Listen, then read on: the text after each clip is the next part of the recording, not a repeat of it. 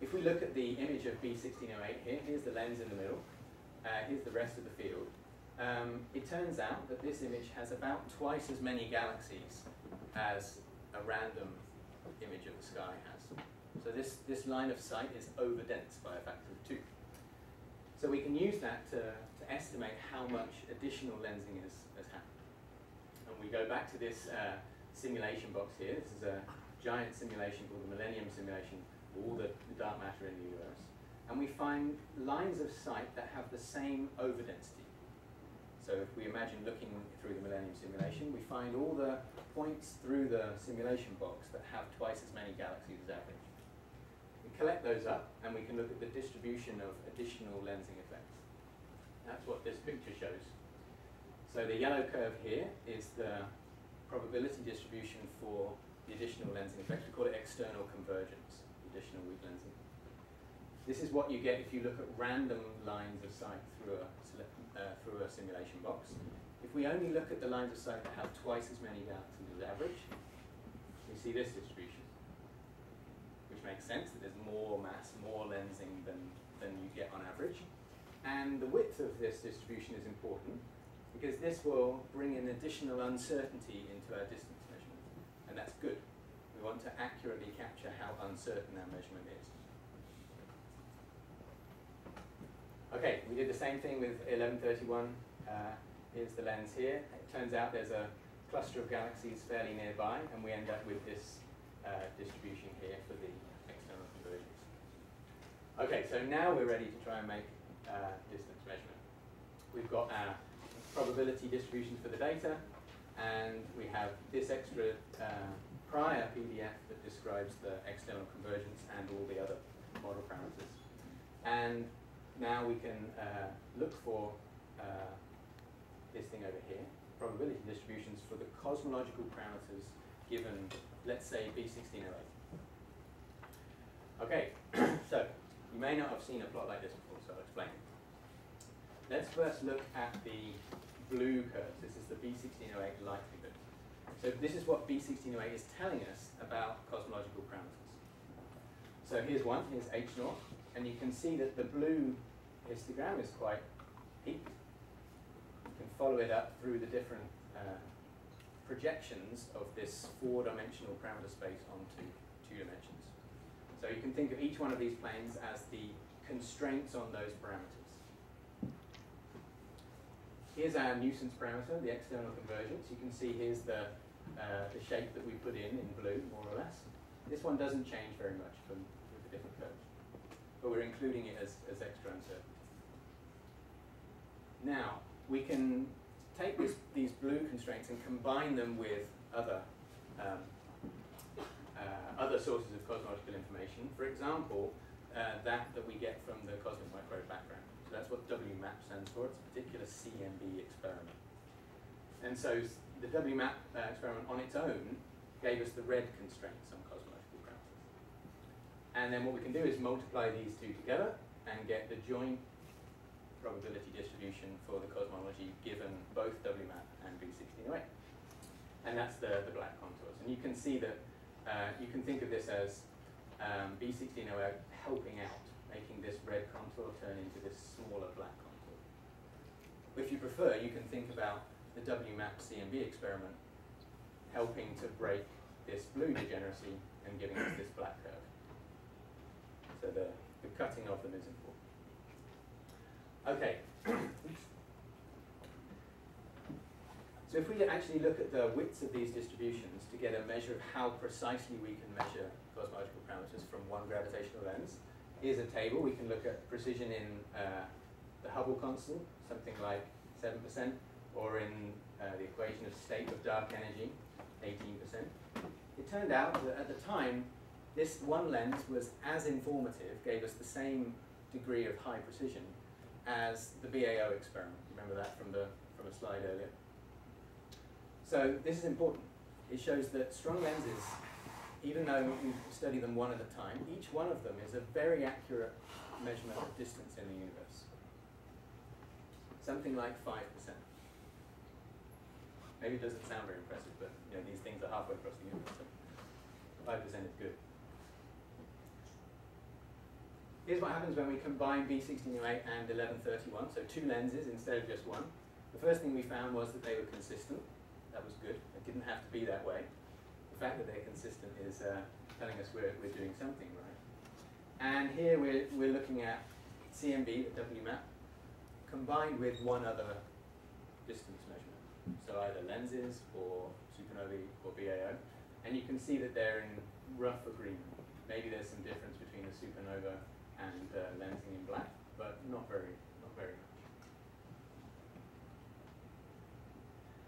Okay, so it seems like strong gravitational lenses might be a promising way to measure distance in the universe. Each one seems to be gives a very accurate measurement. The question is, can we do better? Can we make very, very accurate measurements of distance in the universe?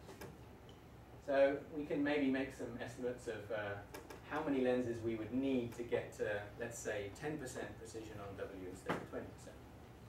And we can estimate that that's maybe something like an additional 4 systems, as well as B1608. So here we have 4 systems. This one you've seen before, RxJ 1131. And at the moment, Sherry and her team, we're looking at this one, these 3, the rest of the Holy Cow sample. And so the time delays have been measured by Cosmograph, and Ken Wong and Sherry over at ASIAA are busy working on the HST data. Okay, so I told you that they were accurate ways of measuring distance in the universe. Perhaps almost as important as that is that they're independent from the other ways of measuring distance. So the more ways we have of measuring distance, the better. Strong lensing seems to be able to contribute. And so to do a little bit better, we're looking at 5 lenses. But now let's ask, how could we do a lot better? Suppose we really wanted to know about the equation of state of dark energy. What if we had not 5 lenses, but 100 lenses, or 1,000 lenses? How could we go about doing that? How well could we do?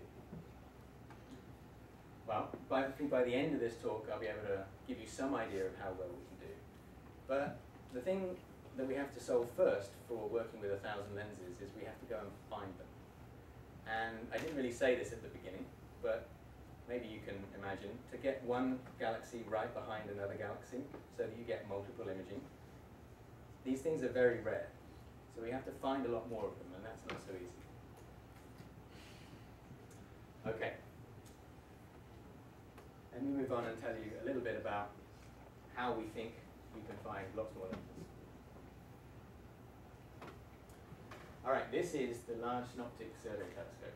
This is what I spent about half my time working on at SLAC. Very exciting new project planned for the 2020s.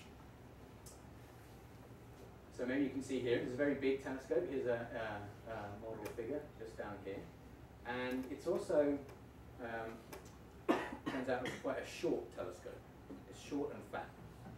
And the reason for that is that we want to image as wide a field as possible in a short time. And for that you need a big mirror to collect lots of light, and then you need a fast optical system in order to image a wide field. So that's what drives this design. And it's designed to be able to take an image of a 10 square degree patch of sky every 30 seconds down to interesting depth to be able to see galaxies halfway across the universe. It's going to be down in Chile, where the image quality is very good. This is a measure of how high resolution the images will be, but I'll show you in a minute what we expect images from LSST to look like. And this telescope, all it will do is survey the sky. It will take images of 10 square degrees of sky every 30 seconds, all night, and then it will do it the next night, and every other night for the next 10 years. Every week or so, it will make an image of all of the sky that's visible at that time of year. And in the end, we'll have a 10-year movie of the entire southern sky. So this is an amazing exercise in surveying. And the output of this survey will be something like 120 petabytes of data. You can't buy a petabyte disk in the shops yet. Maybe you will by 2020. But 120 petabytes is very hard to get your head around, but it helps me to think about it being something like the amount of disk space you would need to store a copy of every book that's ever been published in every language that's currently in use. And all the data will be made public for you to go and look at 2 years after the processing finishes. So this is something to get ready for starting around 2023 or so. Okay. Just to give you an update, I talk about this as if it's already happening, but it's not quite happening, but at least it's funded. So we have money to start construction, so this really will happen. The mirror is already being made. Here's a picture of it. It's actually an 8-meter telescope, but the middle part has been ground out to make tertiary telescopes. So the light comes in onto the primary, bounces up to a secondary, then to a tertiary, and then into a camera that is the size of an SUV. Okay, there are about 400 of us scientists thinking about how to analyze all this data, and international members are joining all the time, so maybe one day we'll be working on this together, I hope. Here's the survey that we plan to do with LSST. Down here you see a little picture of the full moon to give you some sense of scale. This red box shows you one current survey that's 4 square degrees, 1, 2, 3, 4. Here's the LSST field of view. So this is the one image from LSST will be this big.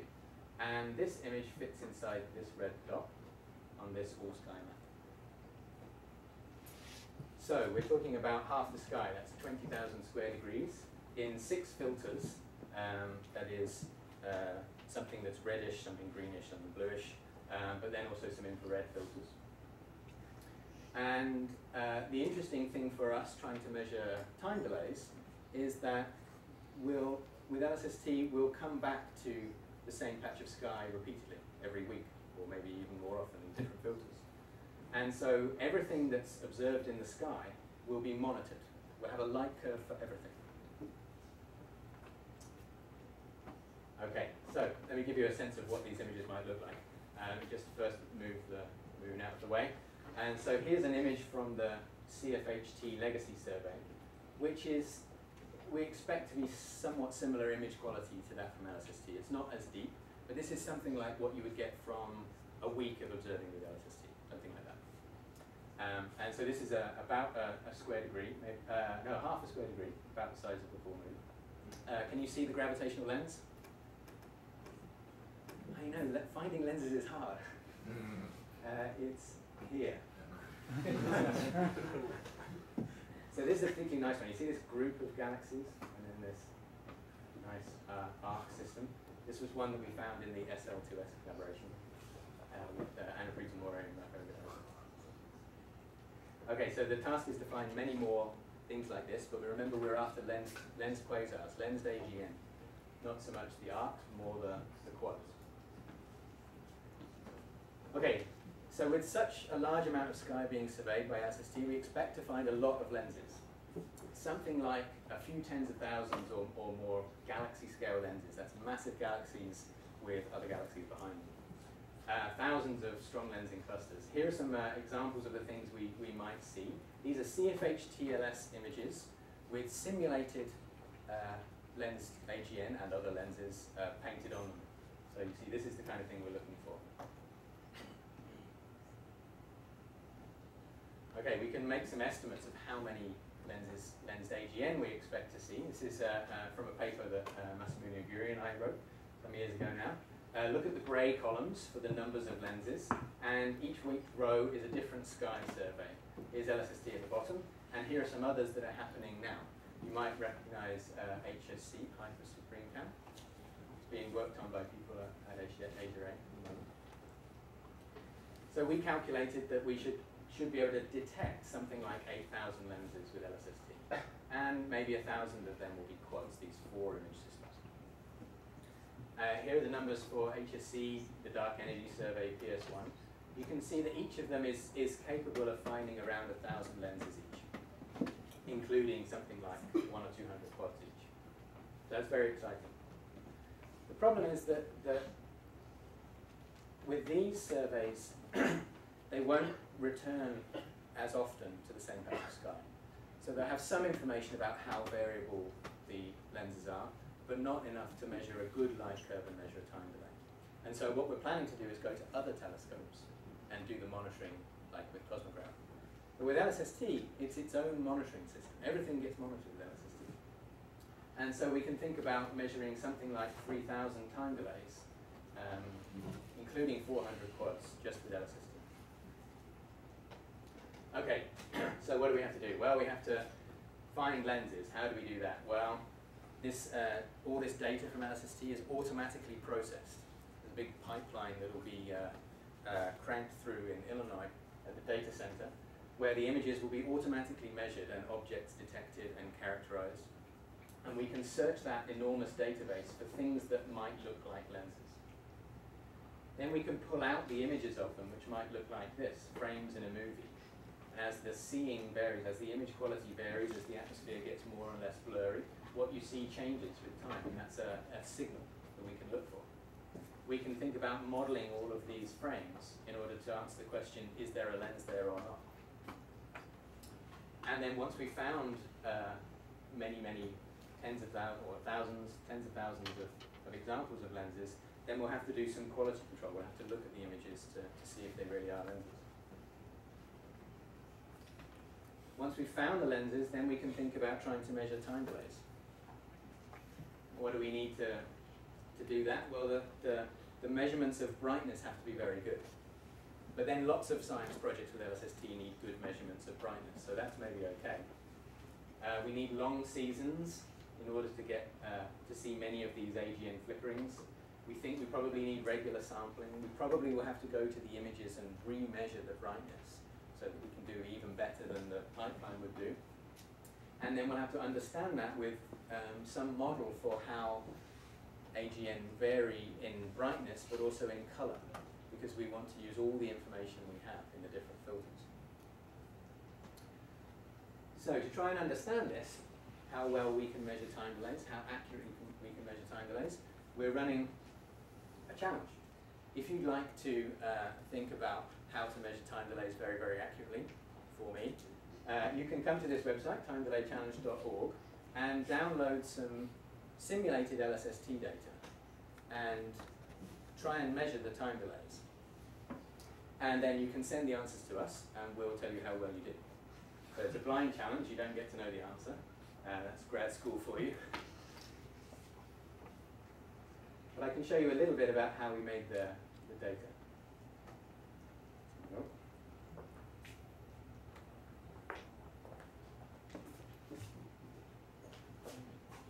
You can all write down the URL while I fix this.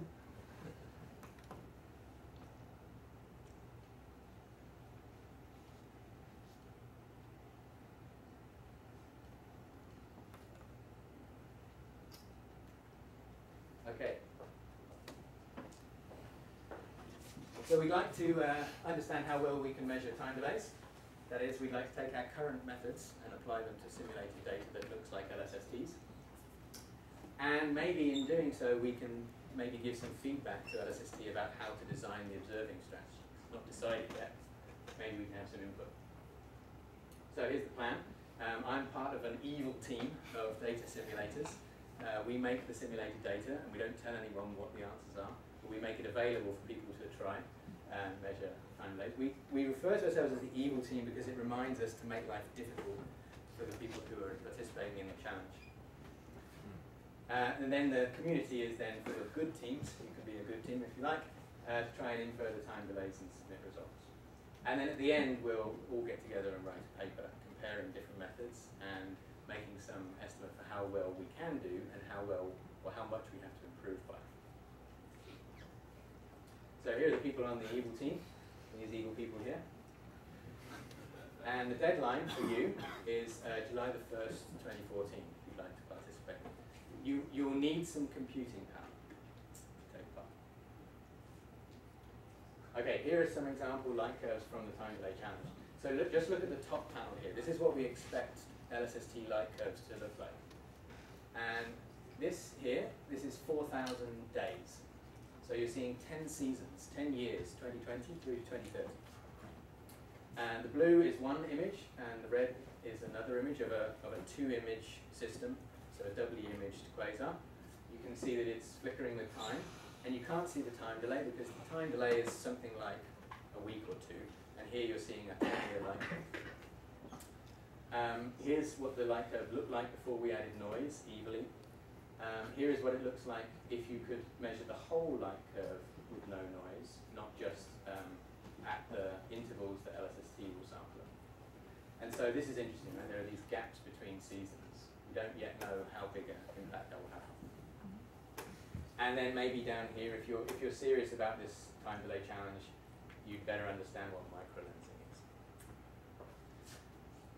Okay, here are what we've seen so far from the community. We've had 7 teams submit entries to the qualifying challenge, TDC 0. And those 7 teams submitted 27 entries. We encouraged them to submit more than one. And this plot shows how well they're doing. The game here is to get your point into the grey box. And you can see maybe 1 or 2 of them have done it. This one here, I think, makes it.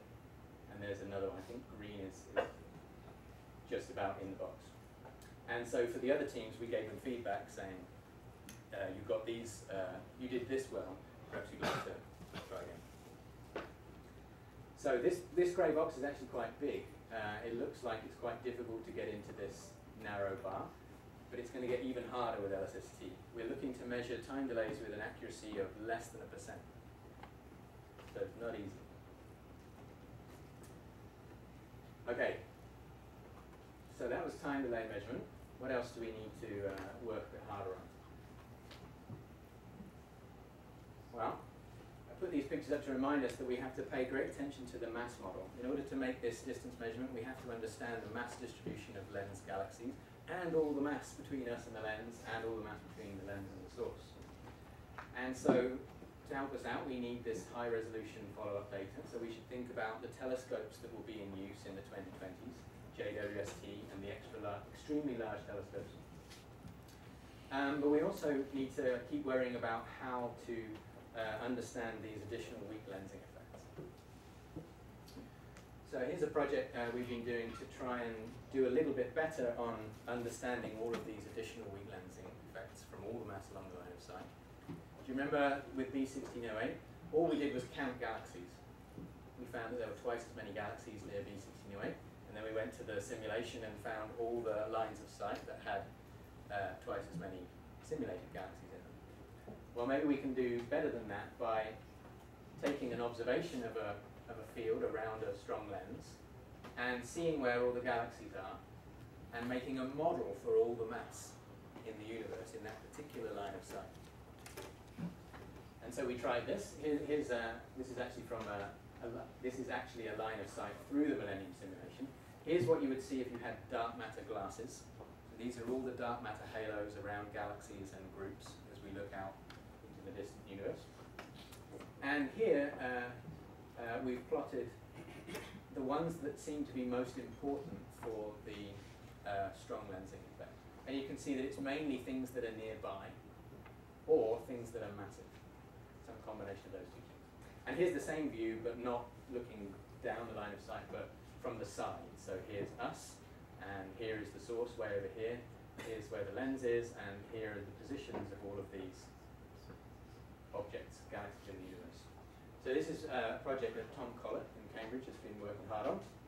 And the question is, what will it take to make sub-percent accuracy distance measurements? How well will we have to understand all the mass in the universe in order to be able to measure distances with strong lenses? So here are some results from Tom's paper. He finds that if you have 20 lenses, you can get to sub-percent precision looking at this source of error for distances.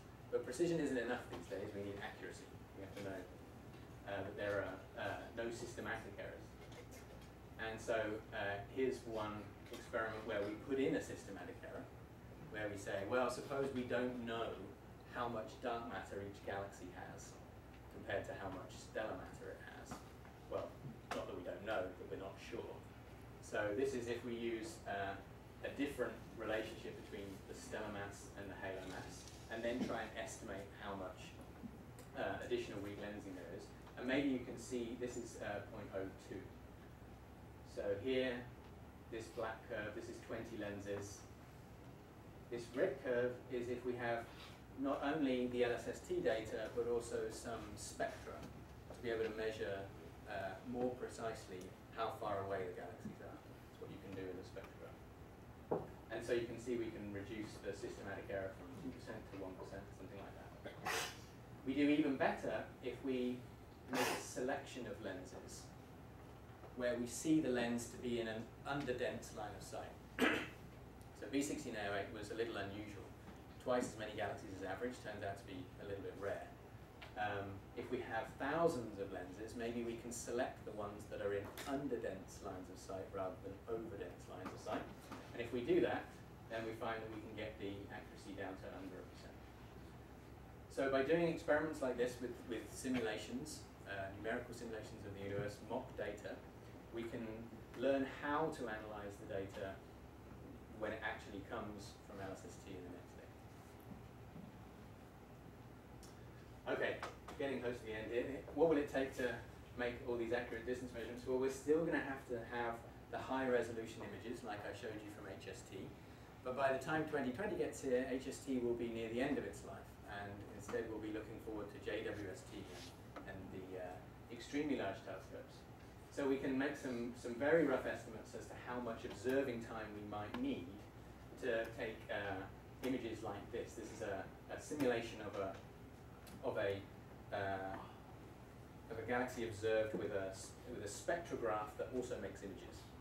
So this is what we're expecting for the large telescopes. And it seems as though this program for 1,000 lenses may not be too expensive, or at least might be manageable if we all get together and write one large proposal together. So we have some hope for getting lots of high resolution images to do this strong lensing. Okay, so let's pretend that we managed to measure 100 lenses, not 1,000, but just 100. And suppose we could follow them up with JWST or an extremely large telescope to do the ring modeling, measure the redshift to the lens and the redshift to the source. Suppose we have good time delays and basically enough to be able to measure the distance to each one of those 100 lenses as well as we can with B1608, so 5% distance actually.